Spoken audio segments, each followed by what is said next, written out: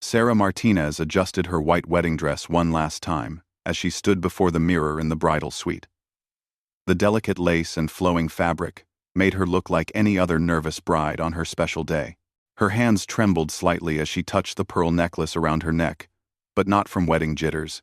Hidden beneath the elegant jewelry was a small communication device, and sewn into the layers of her dress were tools that most brides would never dream of carrying. The guests outside had no idea that Sarah wasn't just any bride.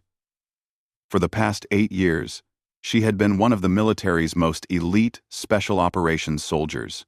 She had completed missions in 12 different countries, spoke 6 languages fluently, and could take down armed enemies with her bare hands. But today, she was playing a different role entirely. 3 months earlier, Sarah had been called into a classified briefing at the Pentagon.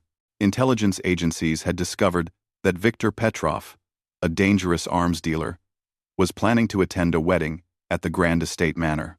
He would be heavily guarded and nearly impossible to reach through conventional means. The wedding belonged to Marcus Chen, the son of a wealthy businessman who unknowingly had connections to Petrov's money laundering operations. Sarah's mission was simple in concept but incredibly complex in execution.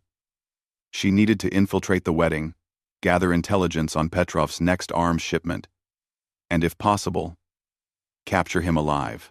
The catch was that she had to do it all while maintaining her cover as Marcus's bride. The real bride, Jennifer Walsh, had been secretly relocated to a safe house after intelligence suggested Petrov might use the wedding as an opportunity to eliminate anyone connected to his financial network. The transformation had taken weeks. Sarah studied Jennifer's mannerisms, her voice, her relationships with family and friends. She learned about Jennifer's childhood, her college years, and her relationship with Marcus. The hardest part wasn't memorizing the details of another woman's life, but knowing that Marcus had no idea his real fiancée was in protective custody. As Sarah walked down the aisle, she spotted her targets immediately. Viktor Petrov sat in the 3rd row, his cold gray eyes scanning the crowd. He was flanked by 4 bodyguards who tried to look like regular wedding guests, but failed miserably. Their bulky suits couldn't quite hide their weapons, and they sat too rigidly for people at a celebration. Marcus took her hand at the altar, his genuine smile making Sarah's stomach twist with guilt. He had no idea he was marrying a complete stranger. The officiant began the ceremony, and Sarah forced herself to focus on her mission while appearing to be a blissful bride. During the vows, she used her peripheral vision to map out the security layout. 2 of Petrov's men had positioned themselves near the exits. Another was clearly watching the main entrance to the reception hall. The 4th guard stood behind Petrov, his hand never straying far from his jacket. But Sarah wasn't working alone. Hidden among the wedding guests were 3 other special operations agents. Lieutenant Rodriguez was disguised as the wedding photographer, capturing not just memories but detailed surveillance footage. Sergeant Williams posed as a member of the catering staff, having replaced one of the original waiters. Captain Johnson sat among the guests, pretending to be a college friend of the groom. As the ceremony concluded and guests moved to the reception hall, Sarah began phase 2 of her mission. She needed to get close enough to Petrov to plant a tracking device on him and, if possible, overhear conversations about his upcoming arms deal. The reception hall was elegantly decorated with white roses and golden candlelight. A live jazz band played softly in the corner, while guests mingled and enjoyed cocktails. Sarah moved through the crowd, playing her role perfectly. She laughed at jokes from Marcus's relatives, accepted congratulations from old friends, and even managed to shed a few tears during the father of the bride's speech. But she was constantly aware of Petrov's location. He had chosen a table near the back corner of the room, giving him a clear view of all entrances and exits. His bodyguards had spread out strategically around the reception hall. Sarah noticed that one of them kept checking his watch, suggesting they had a specific timeline for their departure. During the dinner service, Sarah excused herself to touch up her makeup. Instead, she slipped into a service corridor that led behind the main reception area. From her hidden earpiece, she heard Rodriguez's voice providing updates on Petrov's movements. The arms dealer was making calls on his phone, speaking in rapid Russian. Rodriguez, who was fluent in the language, translated the key phrases through their shared communication channel. Petrov was confirming details about a shipment leaving from the port of Baltimore in 3 days. The cargo would contain enough weapons to supply a small army, including surface-to-air missiles that could down commercial aircraft. Sarah knew she had to act fast. According to their intelligence, Petrov would likely leave immediately after the dinner service, before the dancing began. She had maybe 30 minutes to complete her mission. Returning to the reception, Sarah approached Petrov's table during the cake-cutting ceremony. As Marcus's new wife, she was expected to mingle with all the guests, including ones she didn't know. She carried a piece of wedding cake on a small plate, the perfect excuse for getting close. "I don't think we've been introduced," she said sweetly to Petrov, extending her hand. "I'm Sarah, the bride." Petrov stood and kissed her hand in an old-fashioned gesture, his eyes studying her face carefully. "Viktor Petrov," he replied with a slight accent. "Congratulations on your marriage.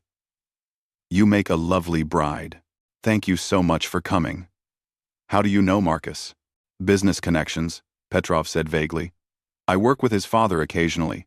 As they chatted about the wedding, Sarah managed to brush against Petrov's jacket sleeve, attaching a microscopic tracking device that would allow intelligence agencies to monitor his movements for the next 72 hours. But as she pulled away, she noticed something that made her blood run cold. Petrov was staring directly at her neck, where her communication device was hidden beneath the pearl necklace. His expression had changed from polite interest to suspicious scrutiny. Sarah realized with growing alarm that somehow he knew she wasn't who she claimed to be. The moment stretched between them like a taut wire about to snap. Sarah maintained her innocent smile, while her mind raced through possible escape scenarios. The reception hall suddenly felt like a trap, with armed men positioned throughout the crowd and innocent wedding guests who had no idea they were in danger. Petrov leaned closer, his voice dropping to a whisper that only she could hear. "Tell me, Mrs. Chen, what kind of bride wears military-grade communication equipment under her jewelry?" Sarah's training kicked in instantly. She knew her cover was blown, but she also knew that Petrov wouldn't want to create a scene that would draw unwanted attention. She had seconds to decide whether to maintain her cover, call for backup, or take direct action. The jazz band continued playing their romantic melody as Sarah faced the most dangerous moment of her military career, surrounded by civilians and knowing that one wrong move could turn a wedding celebration into a battlefield. Sarah kept her smile perfectly in place as she looked into Viktor Petrov's cold gray eyes. Her heart was pounding, but years of special operations training had taught her to control her breathing and body language even in the most dangerous situations. "I'm not sure what you mean," she said innocently, tilting her head like a confused bride. "This necklace belonged to my grandmother." Petrov's lips curved into a thin smile that didn't reach his eyes. "Of course it did. Just like I'm sure your grandmother also taught you to scan for exits and count security personnel at social gatherings." Sarah realized she had been unconsciously doing exactly that. Her training was so deeply ingrained that even while playing a civilian role, she couldn't completely shut off her military instincts. But she wasn't ready to give up her cover completely. "I think you're mistaking me for someone else," she laughed, placing her hand on his arm in what appeared to be a friendly gesture. "I'm just a nervous bride who wants to make sure all our guests are having a good time." But as she spoke, Sarah was secretly pressing a small button hidden in her wedding ring. The signal would alert her backup team that her cover was compromised and they needed to prepare for immediate action. Petrov caught the slight movement of her hand, and his expression hardened. "Fascinating. Most brides don't wear tactical communication rings either." Before Sarah could respond, one of Petrov's bodyguards appeared beside their table. He whispered something in Russian into his boss's ear, and Sarah caught enough words to understand that they had identified other suspicious guests in the crowd. Her team's covers were being blown one by one. "It seems we have a problem," Petrov said quietly. "This wedding appears to be crawling with uninvited guests." Sarah knew the situation was about to explode. She had two choices: Try to maintain her cover and hope her team could salvage the mission, or drop the act and go on the offensive. The decision was made for her when she saw one of Petrov's men moving purposefully toward Rodriguez, who was still disguised as the wedding photographer. In one fluid motion, Sarah grabbed the butter knife from the dinner table and flipped it in her hand, so the handle became a striking weapon. Before Petrov could react, she pressed the point against his ribs, hidden from the other guests by her body position. "Here's what's going to happen," she said in a voice that no longer sounded like a nervous bride. "You're going to call off your men and walk quietly to the garden terrace with me. If you make any sudden movements or try to alert your bodyguards, I'll put this knife between your ribs faster than you can blink." Petrov's eyes widened slightly, but instead of fear, Sarah saw something that looked almost like admiration. "Remarkable. And here I thought this was going to be a boring evening." "Move," Sarah commanded, applying just enough pressure with the knife to make her point clear. They began walking slowly toward the garden doors, Sarah keeping the weapon hidden while maintaining the appearance of a bride, mingling with her guests. But she could see the situation deteriorating around them. One of Petrov's bodyguards had cornered Rodriguez near the bandstand, and another was moving toward the kitchen where Williams was working. Just as they reached the garden doors, everything went wrong at once. The bodyguard confronting Rodriguez suddenly reached for his weapon, apparently deciding that subtlety was no longer necessary. Rodriguez dropped his camera and tackled the man, sending them both crashing into the dessert table. Wedding cake and flowers exploded across the floor as guests screamed and dove for cover. At the same moment, Williams burst through the kitchen doors, pursued by two of Petrov's men who were no longer pretending to be peaceful wedding guests. They had guns drawn and were shouting commands in Russian. "So much for a quiet extraction," Sarah muttered. Petrov tried to use the chaos to break away from her, but Sarah was ready. She spun him around and used him as a human shield while drawing a compact pistol that had been hidden in her wedding bouquet. The flowers scattered to the ground, revealing the weapon that had been concealed among the white roses. "Everyone down," Sarah shouted, in a voice that cut through the panic. "Military personnel, get down and stay down." The wedding guests, including Marcus and his family, stared in shock as the beautiful bride they thought they knew transformed before their eyes into a deadly special operations soldier. Marcus's face went white as he realized that the woman he had just married was a complete stranger. Rodriguez had subdued his opponent and was now providing cover fire from behind the overturned dessert table. Williams had taken position near the kitchen entrance, using his knowledge of the building's layout to control one of the main access routes. Johnson had shed his guest disguise and was helping to evacuate civilians through the main entrance. But Petrov's men were well-trained professionals. They quickly adapted to the situation and began using the panicked guests as cover. Sarah found herself in an impossible position. She needed to capture Petrov alive, but she also had to protect dozens of innocent civilians who were caught in the crossfire. "Let me go," Petrov said calmly, despite having a gun pressed against his temple. "My men will kill everyone in this room if necessary to complete their mission." "What mission?" Sarah demanded. "You came here to attend a wedding." Petrov laughed, a cold sound that made Sarah's blood chill. "Naive little soldier. Do you really think I came here just to watch some businessman's son get married?" This entire event was a setup. Sarah's mind raced as she processed this information. A setup for what? Marcus Chen's father has been stealing from me for months, skimming money from my operations. I came here to send a message about the consequences of betrayal. The wedding was just convenient cover for eliminating the entire Chen family. The realization hit Sarah like a physical blow. This wasn't just an intelligence-gathering mission that had gone wrong. Petrov had come here planning mass murder, and now dozens of innocent people were trapped in a building with armed killers. "You're insane," she said. "I'm thorough," Petrov corrected. "But your interference has complicated things. Now, instead of a quiet elimination, this will be a very public massacre. The authorities will blame it on wedding crashers or domestic terrorists. My organization will remain untouched." As if to emphasize his point, more gunfire erupted from the far side of the reception hall. Sarah could see that additional armed men were entering through side entrances. Petrov had brought more than just 4 bodyguards. He had brought an entire assault team. Sarah's earpiece crackled with urgent communications from her team. Rodriguez was pinned down and running low on ammunition. Williams was trying to establish an evacuation route through the kitchen, but it was blocked by hostile forces. Johnson was calling for emergency backup, but the nearest military unit was at least 20 minutes away.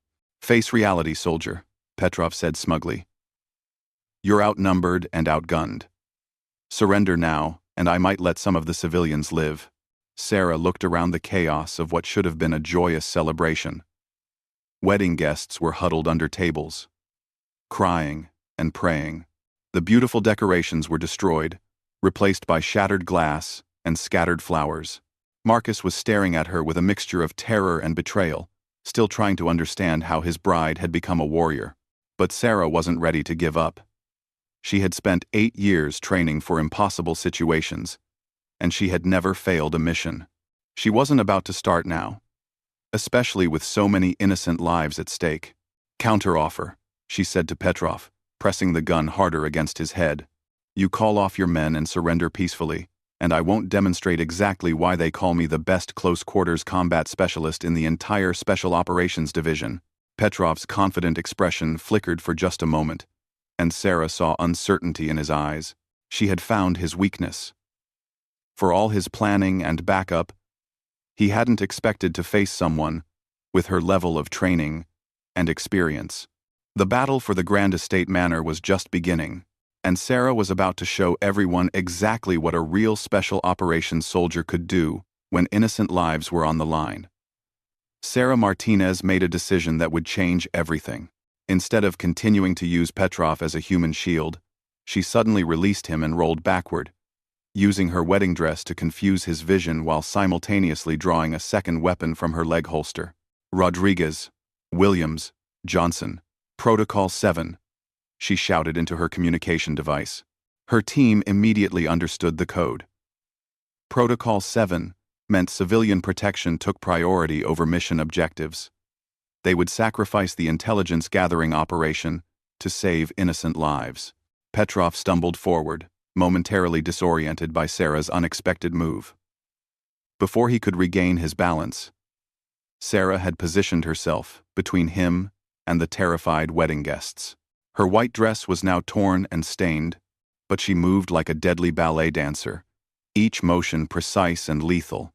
"You made a mistake," she told Petrov as she systematically took down his men with shots that were surgical in their accuracy. "You assumed I was here alone." What Petrov didn't know was that Sarah's team had backup plans for their backup plans, while Rodriguez, Williams, and Johnson fought inside the reception hall. A second team of special operations soldiers had been stationed outside the Grand Estate Manor. They had been silent and invisible until now, but Sarah's Protocol 7 call brought them into action. Windows shattered as smoke grenades sailed into the reception hall. The thick, gray smoke provided cover for the civilians to evacuate, while making it nearly impossible for Petrov's men to maintain accurate fire. Sarah moved through the chaos like a ghost, her years of combat experience allowing her to navigate by sound and memory while her enemies stumbled blindly. Marcus Chen, still wearing his tuxedo, found himself being pushed toward an exit by one of Sarah's backup team members. "Who are you people?" "Two," he demanded. "What's happening to my wedding?" "Your bride is saving your life," the soldier replied. "Move." Through the smoke, Sarah could hear Petrov shouting orders in Russian, trying to coordinate his remaining men. But his careful plan was falling apart.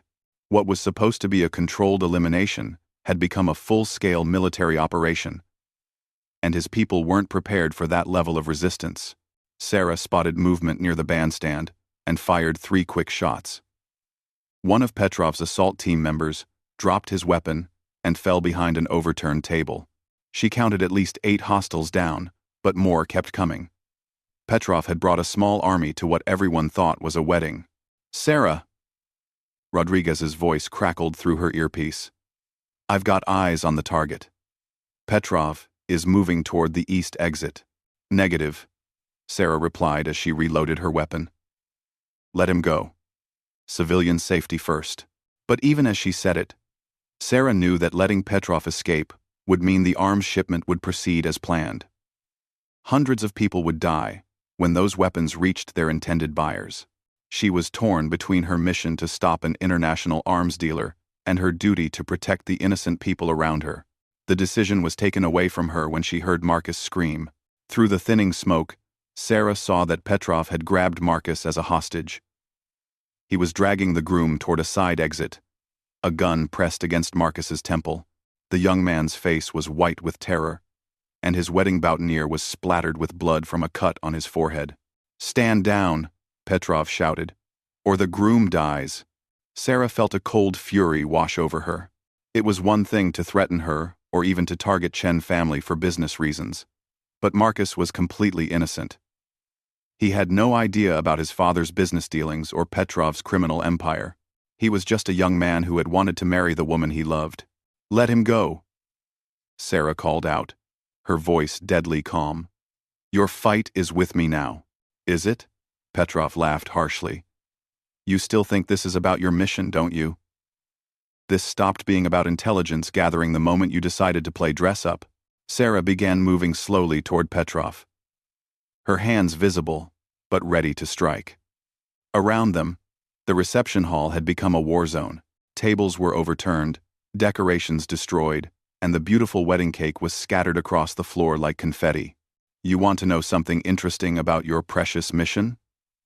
Petrov continued, still holding Marcus hostage. "Your government knew I was planning to eliminate the Chen family. They just didn't care enough to warn them. They were willing to let innocent people die if it meant getting intelligence on my arms shipments." Sarah's steps faltered for a moment. "You're lying. Am I? Think about it, soldier. Why send you undercover as a bride when they could have simply arrested me during any of my previous visits to this country? Why risk civilian lives unless those lives were considered acceptable casualties?"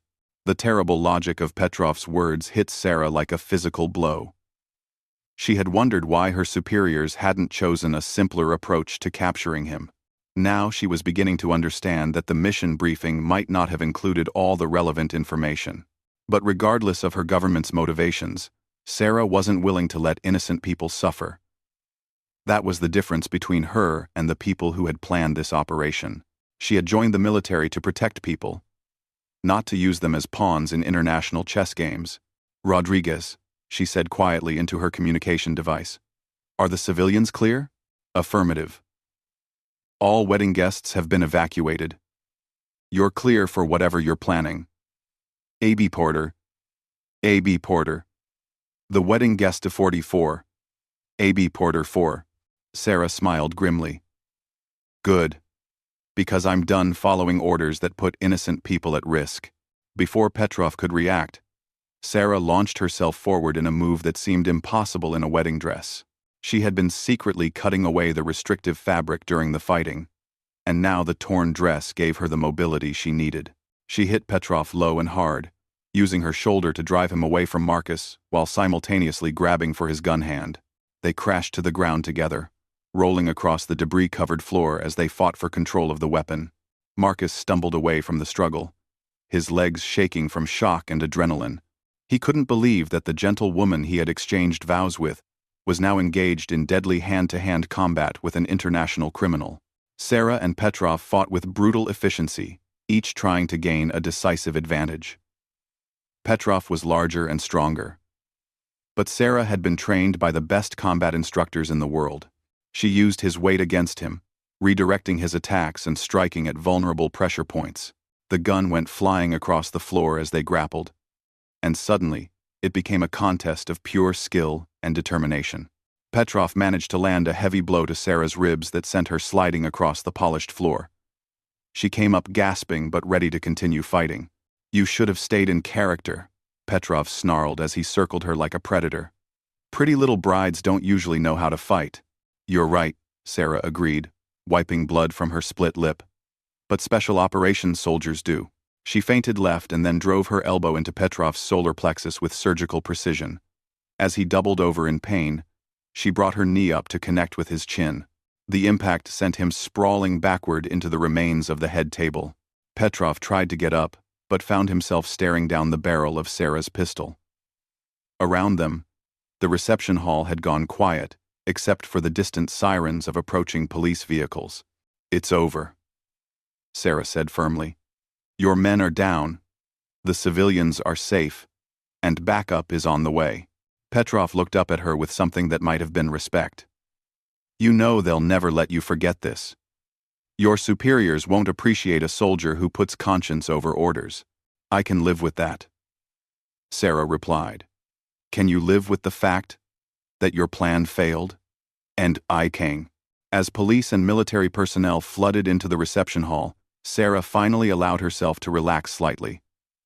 The mission had been completed, but not in any way she had expected. She had stopped an arms dealer and saved innocent lives. But she had also learned some troubling truths about the people she worked for. Marcus approached her cautiously, still trying to process everything that had happened. Sarah looked at him with genuine sadness. "I'm someone who was sent to protect you by pretending to be someone else. I'm sorry you got caught up in this. What about Jennifer? What about my real fiancée? She's safe. She's been in protective custody since we learned about the threat to your family. You'll see her soon." "Well, we did 40 first. She see her soon." As the emergency responders took control of the scene and medical personnel checked the wedding guests for injuries, Sarah began the process of transitioning back to her real identity. The wedding dress would be evidence in an international criminal investigation. The fake identity would be classified and filed away. But she would never forget the look in Marcus's eyes when he realized that his entire wedding had been an elaborate deception designed to catch a killer. She would never forget the terror on the faces of innocent guests who had come to celebrate love and instead found themselves in a battlefield. 3 weeks later, Sarah received a commendation for her actions at the Grand Estate Manor. She also received new orders for her next assignment. But for the first time in her 8-year military career, she seriously considered whether following orders was always the right thing to do. The arms shipment that Petrov had been planning was intercepted at the port of Baltimore, preventing hundreds of deaths. The Chen family was relocated to a safe location until the remainder of Petrov's organization could be dismantled. Marcus and Jennifer were eventually married in a small, private ceremony with security provided by people who actually cared about their safety rather than their usefulness as bait. And Sarah Martinez continued her service as a special operations soldier, but with a new understanding of the difference between completing a mission and doing what was right. Sometimes, she had learned, the most important battles were the ones where you had to choose between following orders and following your conscience. The bride who had unleashed Special Operations Fury had saved the day. But she had also discovered that being a hero sometimes meant being willing to question the very people who had made you one.